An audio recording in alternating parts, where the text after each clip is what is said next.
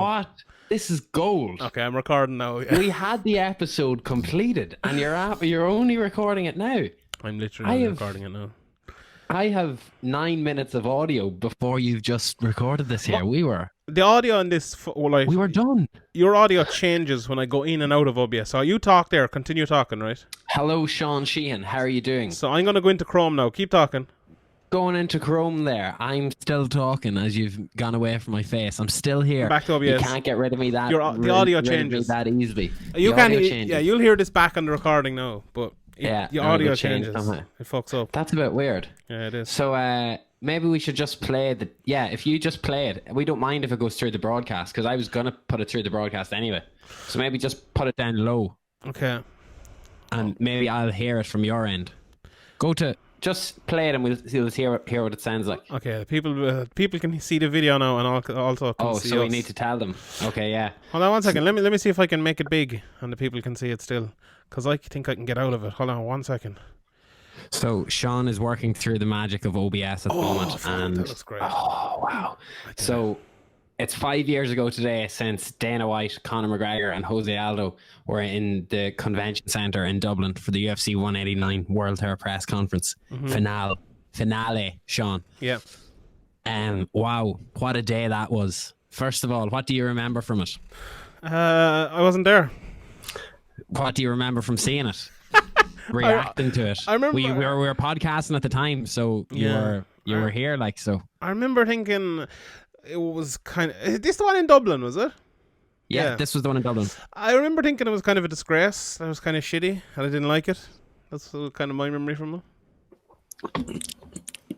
I can remember it got me on Liveline the next day. Did it? Why, what were you talking about on Liveline? It was April Fool's, so they were letting anyone on. Oh, okay. Yeah. The perfect day to have you on, so. Yeah. But yeah, no, Joe Duffy was giving off about MMA. Was he? And I was on it. I'm going to try find that audio in the next day or two. When it comes up in my memories. That's the only reason we're talking about this now. Because a picture of that I had... Someone had taken a picture of me. I think it was Stephen Lowry. Great man. He was behind me that day and he took a picture with my face on the big screen, but you just see my back. So it was kind of cool. But there was a very funny moment from it, to be honest. Like, I watched back the first 20 minutes of it today and then I kind of skipped through because I get where you're coming from. I don't really understand how that situation happened. Like, that was entirely manufactured by the UFC just to get a huge reaction. Fair enough to promote a fight, to sell a fight.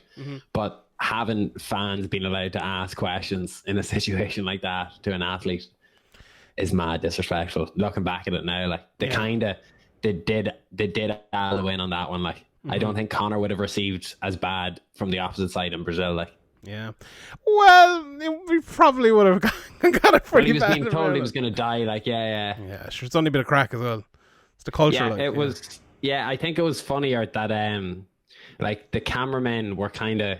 There's a couple of scenes in the UFC video where, like, there's a load of young lads up at the very front of the barrier, and every time that they see that the camera's pointing at them, they're like this.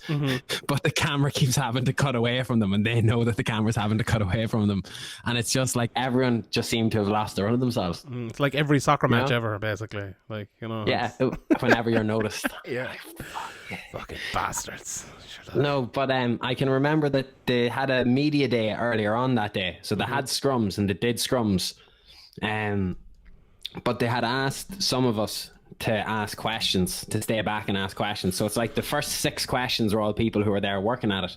And then it just descends into, like, microphones being passed around. And there was one... Do you remember possibly one of the earliest best lines that didn't get enough credit? Yeah. There was a Brazilian guy who started, like, talking back and, like, praising Aldo and stuff like that. Oh, yeah. But Conor was so far away, he was up on the stage. He just says, what's that on your head? But there was a lad behind him wearing a leather jacket with, like, a panda hoodie. Do you know what I mean? So he had it up and it looked like there was actually a panda standing behind your man, or a bear standing behind your man. What the fuck? But Conor thought that it was the Brazilian boy that was wearing the hat or something like that. So he just ignored everything that had been said, really. It was just like, It was like who the fuck is that guy? It was like the first birth of that. Press conferences in Ireland are weird, like, because okay, that wasn't really a press conference because it was just fucking madness, I suppose. But like even the Bellator ones that I've been to and stuff, like, you know, I hate watching press conferences and, you know, 5 people come up and they ask 7 questions each and then it's gone. Like, give 10 people 2 questions each or whatever, it'd be a lot easier. Like, so I got a press conference, I get the microphone first, I ask 2 questions and hand it over. And then there's like one more question for the whole press conference. And like, oh, they're just Ireland. Yeah. The media here is very good, but there isn't enough. Like, there's like 3 people who are going to ask questions, or 4 people maybe are going to ask questions, and everyone else is like, so you wore pink shorts to the octagon. What's the crack with that? You know, it's. I think a lot of that's down to the demand as well.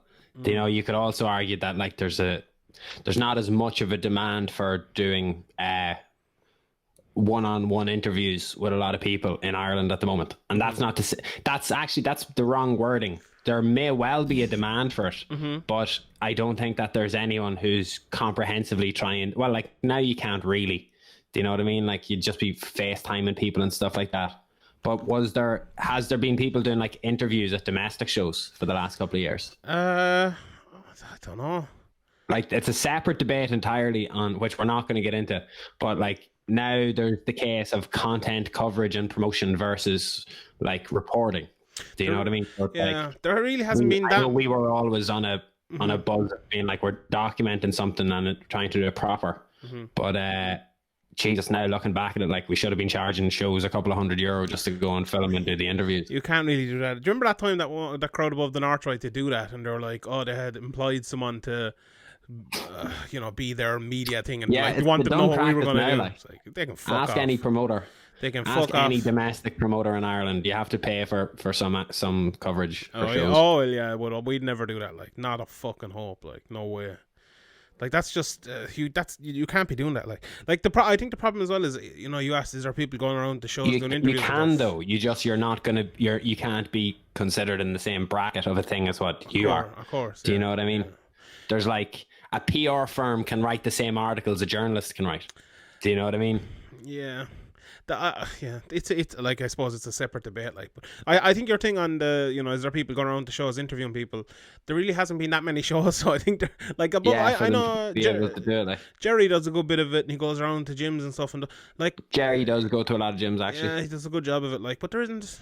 I know there's probably is someone else now that I'm just not thinking of, but. Yeah, it's a tough time for if you want to cover, like, that was never my gig, you know. I was never one going around, you know, interviewing people at Battlezone or any of them. That was never me. So it hasn't really changed for me. But for people, if you want to be the next Andrew McGahon doing that, like, it's very hard. You know, it's very hard. A little bit higher. Yeah, but like, but there's nothing wrong with that either. If you want to talk to fucking lads who are making their pro debut or fighting amateur and stuff, and you want to start a YouTube channel doing that, do it. Like, but there really isn't the opportunity to do it now, is there? Maybe up the north if you're up there, but there's very. But there won't be for the. Unfortunately, this is the weird thing. There won't be for the next couple of months, and like you and I might be in a certain position right now where we're able to talk about it because we have a back of experience. But I would be extra encouraging to anyone in this time who's thinking, I'd like to do that. You have the time to do it now. So do it. Like, just get onto as many people as possible. And if you're still doing it after all of this has changed, well, then maybe you'll have made good relationships that when you meet them then in person, it'll be it'll be good. Yeah. You know, like somebody could make hay now while the sun is not shining, as you could say. But I don't. I do feel that we are now more than ever. Like if I was doing, like I started with audio interviews. So if I started with audio interviews in 2010, like it's not because loads of people are going to listen to an audio interview. Now everything can be done. Like I could interview, and that's even like, sorry, I was about to say I could interview you off my phone, but you and Porrick sometimes record interviews off phones, and the quality looks as if it's done off a fucking camera. So that's changed. That's one thing that's changed anyway since I was there.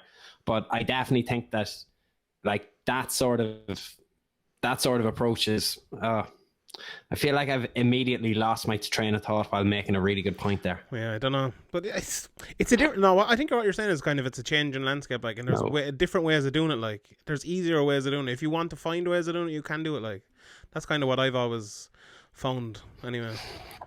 Yeah, but I don't want to say I feel bad. I feel that People will find excuses like if they don't want to do something. No, sorry. I know exactly. Yeah. First of all, excuses is a normal thing, but now, like when I was linking that back to audio interviews in 2010, I seen a really funny thing on Facebook this morning. Tom King shared a jiu-jitsu competition that he won 10 years ago, and he got gold at the British Open at purple belt. Dara O'Connell competed at it as well, and a guy called Wayne Fagan competed at it too. They all medaled. Dara commented under it saying, I competed that year too, got silver. And all I got was 4 likes off my mates, and one of them called me gay.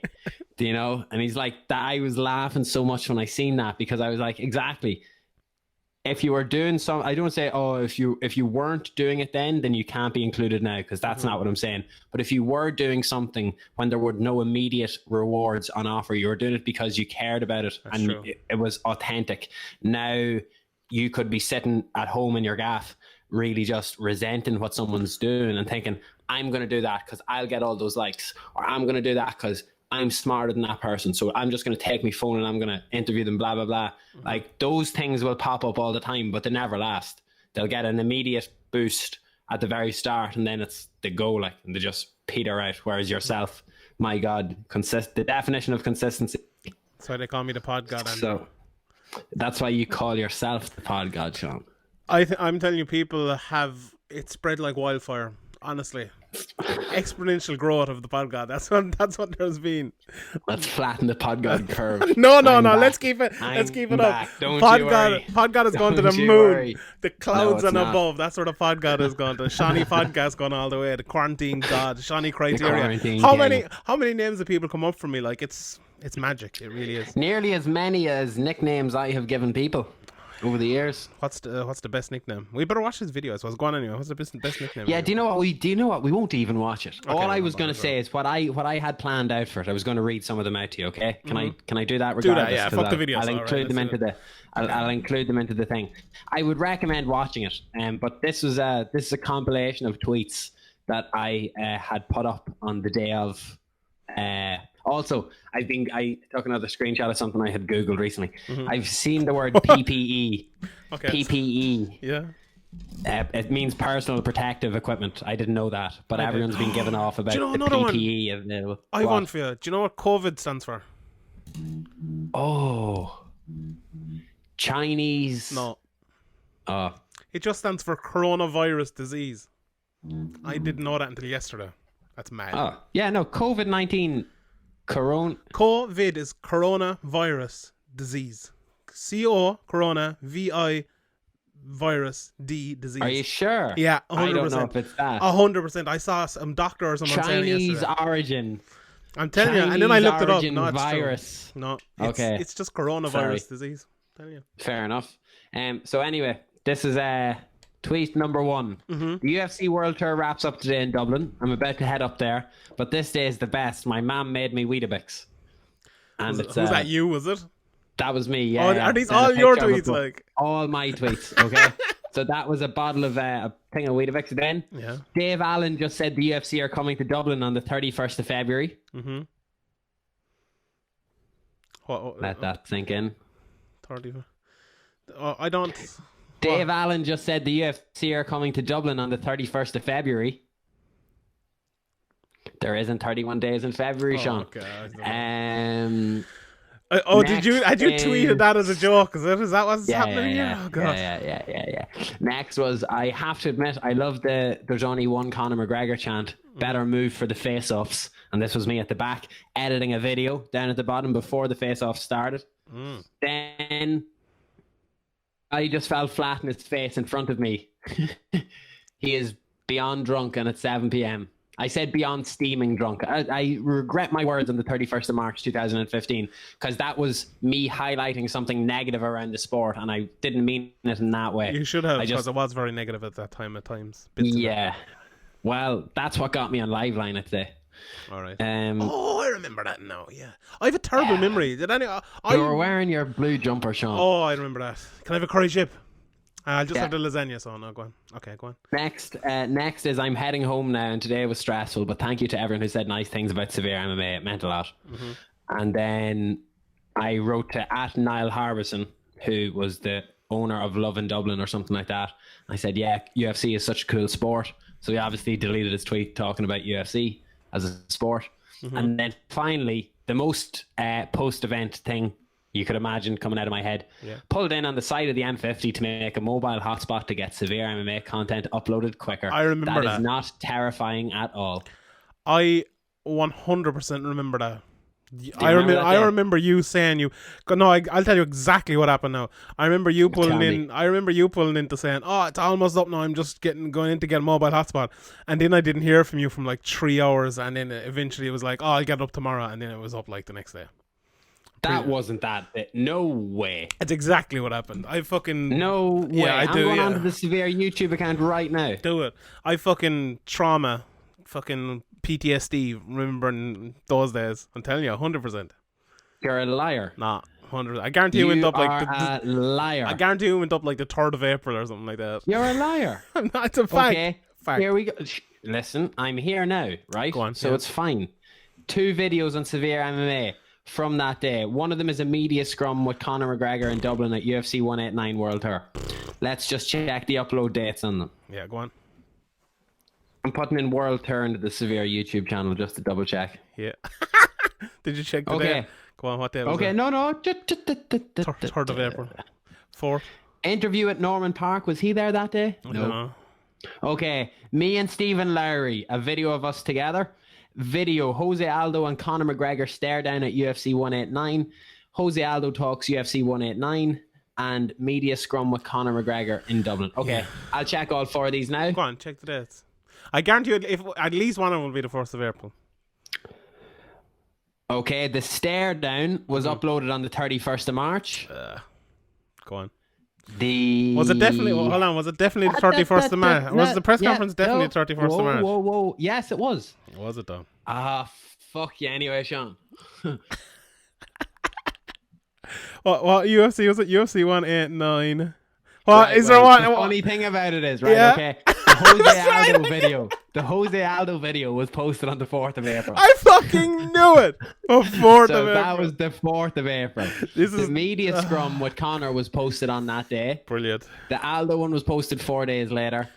And the stare down was posted on that day. And the video with me and Lowry was posted on the 1st of April, but that was probably posted just after midnight, in all honesty. So that was out on the same day as well.